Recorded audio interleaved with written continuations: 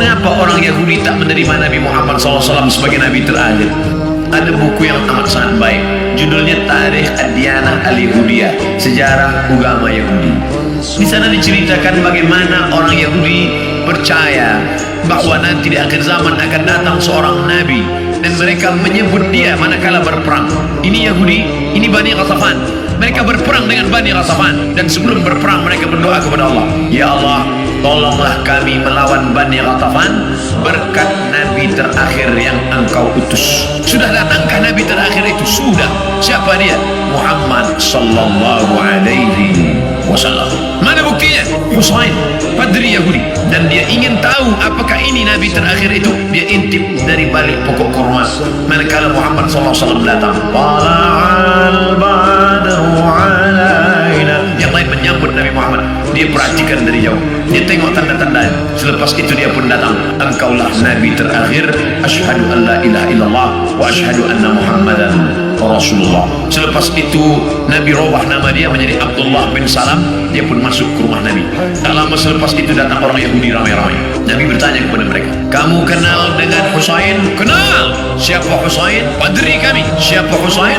Anak orang baik. Husain adalah orang baik, anak orang baik, keturunan orang baik. Apa kata Nabi? Husain sekarang ada dalam rumahku dan dia sudah Islam. Apa pendapat kamu? Husain orang paling jahat, anak paling jahat, datuk nenek moyangnya orang jahat, dan dia ada paling jahat di dunia. Kenapa Husain masuk Islam? Kenapa mereka tidak? Karena Husain melepaskan dari segala kepentingan. Sedangkan yang ini masih inginkan kekuasaan, masih inginkan harta benda. Bila aku masuk Islam, nanti aku akan susah, aku akan miskin. Alladzina atainahumul kitab, mereka yang kami berikan Taurat dan Injil, ya'rifunahu kama ya'rifuna abna'ahum.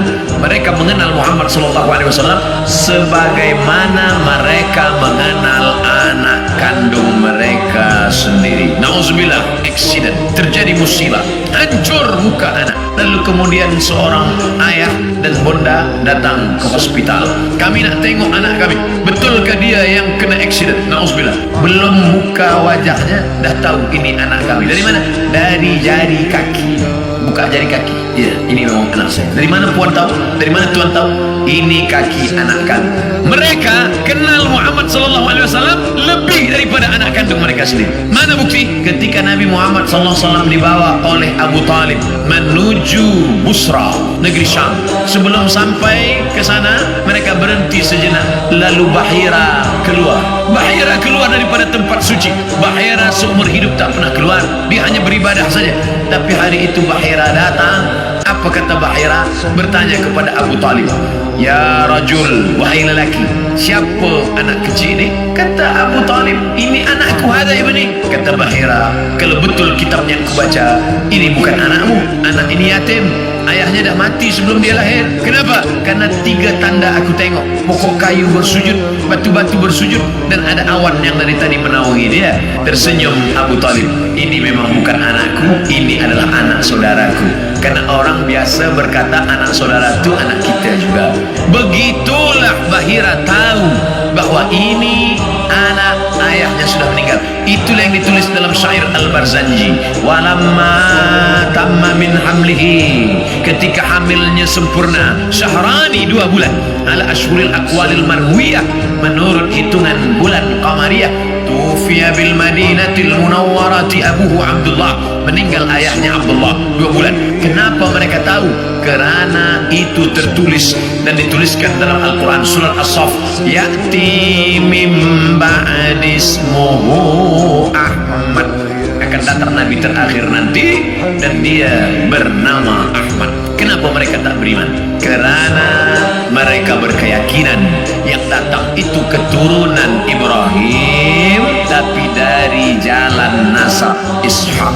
Ibrahim punya anak Ishak, Ishak punya anak Yakub, Yakub nama lain daripada Yakub Israel, maka anak cucu Yakub disebut dengan Bani Israel. Yakub punya anak Yusuf, Yusuf punya saudara lelaki bernama Yahuza.